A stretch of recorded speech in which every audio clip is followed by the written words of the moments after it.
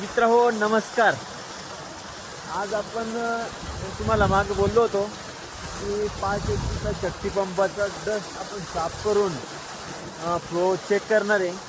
साफ करायच्या आधी असा फ्लो आहे. आज जरा वातावरण पण डल आहे आणि सकाळचे वाजता आहे 10:30. असा फ्लो आहे. आपण डस्ट क्लीन केल्याच्या नंतर पण चेक करू. तुम्ही चेक करून घ्या आता. हां, तर आता आम्ही हे क्लीन करणार आहे. त्याच्यानंतर मी पुन्हा व्हिडिओ कंटिन्यू करतो, तेव्हा चेक करू.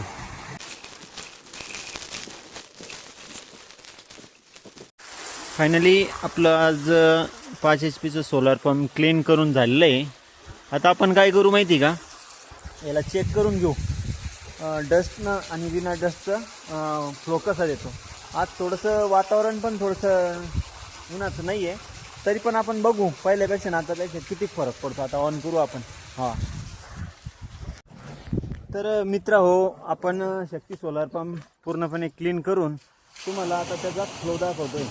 त्याचा फ्लो बघा मित्र हो. पहिल्यानं तुम्ही चालू केला होता डस्टचा होता तेव्हा आणि आता आणि तेव्हाच मला तरी फरक जाणवतोय.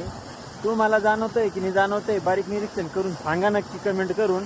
आणि जर फरक पडत असेल तर वेळोवेळी 10, 15, 20 दिवसामध्ये ना आपलं सोलर जो पॅनल आहे ना तो एकदम क्लीन करून घ्यायचा आहे.